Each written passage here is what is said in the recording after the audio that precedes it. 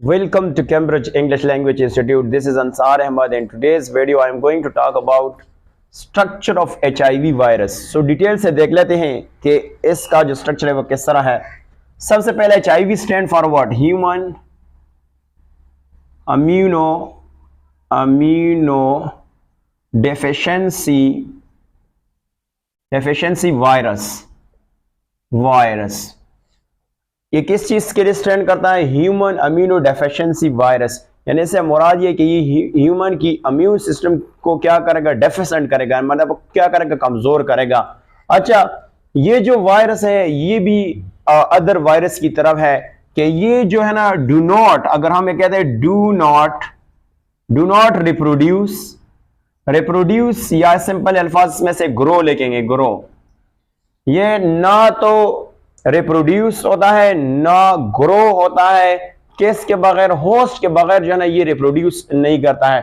तो ये क्या करेगा? ये जो अपने कॉपी निकालने के लिए किस पे अटैक करेगा? ये इन्फेक्ट करेगा ह्यूमन को. इन्फेक्ट करेगा किस चीज को? ह्यूमन सेल को. ह्यूमन सेल को क्या करेगा? इन्फेक्ट करेगा, यानी ह्यूमन सेल पे अटैक करेगा और उधर जो है वो क्या करेगा? यानी रिप्रोड्यूस करेगा.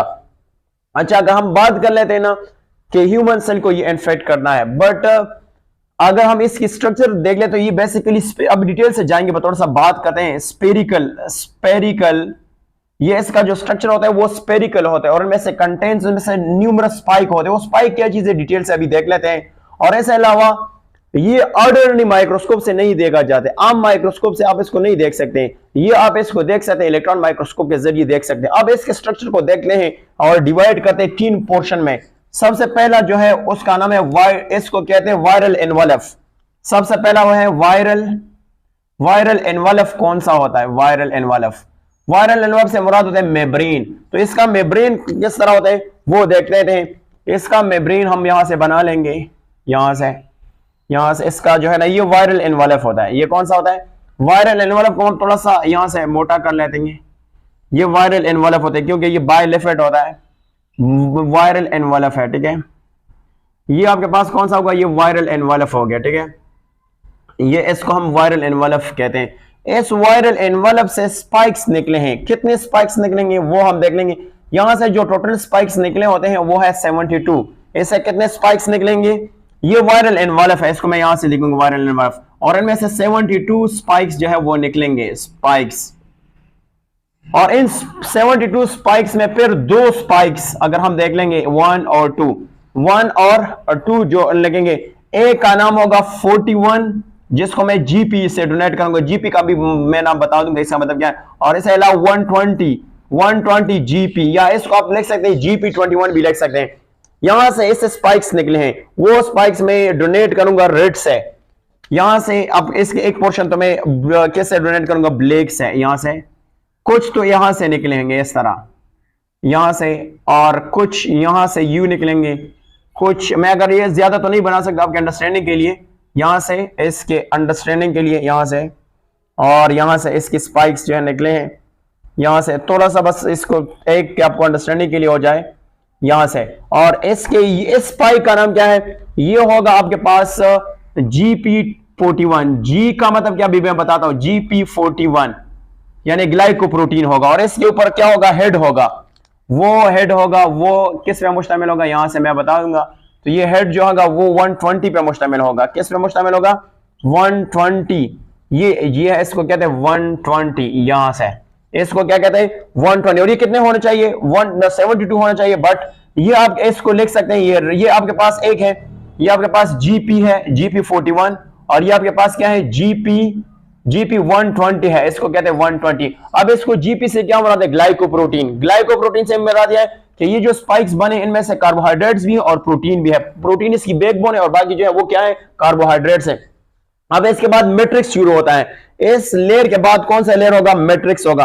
तो मैं यहां से वो डोनेट करूंगा. इसके बाद कौन सा? मैट्रिक्स होगा. ये मैट्रिक्स बेसिकली प्रोटीन है. ये क्या होगा? प्रोटीन. बट इनमें से कितने प्रोटीन होंगे? ये कितना होगा मैं बताता हूं. ये बेसिकली होगा, ये मैट्रिक्स है. ये कौन सा होगा? मैट्रिक्स. बट इस मैट्रिक्स में कौन सा होगा? ये आपके पास आएंगे P, और इसको मैं कहता हूं 17. ये आपके पास क्या होगा? प्रोटीन 17.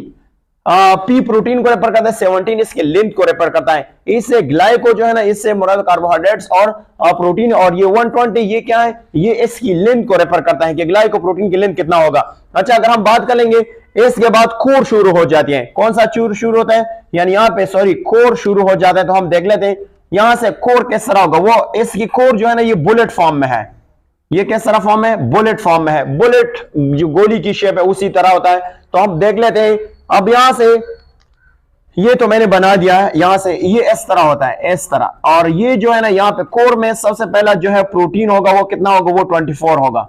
ये आपके पास कोर किस पे मुश्तमिल होगा, 24 प्रोटीन पे। यहां पे आपके पास लिख सकते हैं कि ये P24 है, प्रोटीन 24 हो गया है। अब इसके अंदर जो है ना कोर में कौन कौन सी चीजें मिलेगा, आपको 2 आइडेंटिकल स्ट्रेन ऑफ आरएनए मिलेगा, यानी इनमें से 2 आइडेंटिकल आरएनए मिलते हैं। और आरएनए की रिप्लिकेशन के लिए यहां पे जो एचआईवी रिप्लिकेशन के लिए 3 डिफरेंट टाइप्स एंजाइम चाहिए, जिसको हम कहते हैं रिवर्स ट्रांसक्रिप्टेज। अगर मैं बना दूं, यहां पे आपके पास क्या, ये आरएनए है, इसको हम कह सकते हैं ये आरएनए है।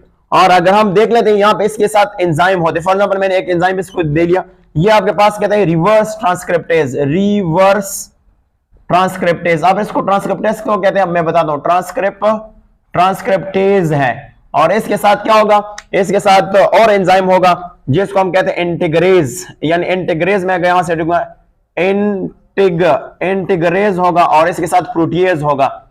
यहां से मैं अगर बता दूं यहाँ पे प्रोटीएज भी होगा, प्रोटीएज होगा, प्रोटीएज। अब इससे क्या मुराद होगा, यानी आपको पता है पहले तो हम आपको ट्रांसक्रिप्शन सिखाते हैं कि ट्रांसक्रिप्शन क्या होता है। जब डीएनए से आरएनए बनता है तो उसको हम क्या कहते हैं, उसको हम ट्रांसक्रिप्शन कहते हैं। और अगर आरएनए से डीएनए बनता है तो उसको हम क्या कहते हैं, इसको हम रिवर्स ट्रांसक्रिप्शन कहते हैं। और इसके जो एंजाइम रिक्वायर्ड होते हैं उसको कहते हैं रिवर्स ट्रांसक्रिप्टेज एंजाइम। तो इनमें से कौन कौन से एंजाइम इन्वॉल्व होंगे, इनमें से एक एंजाइम इन्वॉल्व होगा जिसका नाम इंटीग्रेज। इंटीग्रेज क्या करेगा कि ये जो आरएनए है ये डीएनए में कन्वर्ट करेगा, और ये डीएनए फिर हमारा जो ह्यूमन होस्ट डीएनए उसके साथ क्या करेगा, इंटीग्रेट करना मतलब बाइंड करेगा। और इनमें उनके लिए जो प्रोटीन बनाना है वो कौन सा, उनमें से एंजाइम इन्वॉल्व होगा जिसका नाम है प्रोटीज एंजाइम, इनमें से इन्वॉल्व होगा।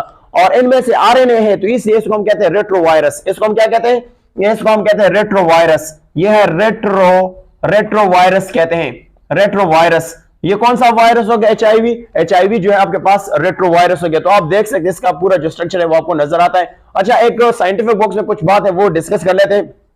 अगर हम इसकी साइज की बात कर लेते हैं तो साइज अगर देखें तो ये 100 से लेकर 150 बिलियन, अगर हम कहते हैं बिलियंस जो है ना, ये किसकी होता है, ये 1 मीटर की। 1 मीटर का एक इतना हिस्सा ले ले तो आपको ये नजर आएगा, एक इतना। और अगर हम बात कर लेते हैं ना, हाँ बात यानी डायमीटर की मैं बात करूं, तो अगर आप 1 मीटर के कितना हिस्सा ले, 100 से लेकर 150 बिलियन ऑफ मीटर का हिस्सा है, तो इसका क्या होगा, डायमीटर होता है। तकरीबन ये बराबर होते हैं 0.1 माइक्रोन की बराबर होता है। माइक्रोन यानी माइक्रोन्स के बराबर होता है। माइक्रोन्स की क्या होता है, बराबर होता है। और ये तकरीबन होता है 0, यानी अगर हम यहां पे देखेंगे 4 मिलियंस के बराबर हो।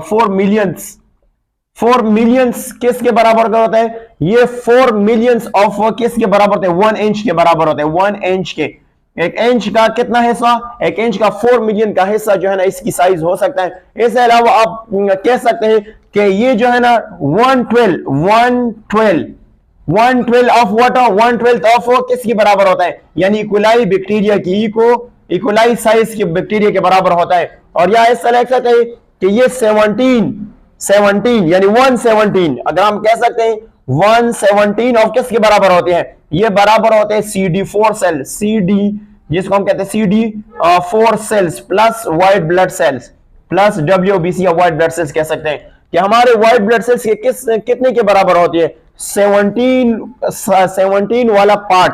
और अगर इकोलाई को 12 पे डिवाइड करेंगे तो उसका 1 पार्ट किसके बराबर होगा, वो इसकी साइज के बराबर होगा। और ये सारे आपके सामने गिवन है। तो ये था बेसिकली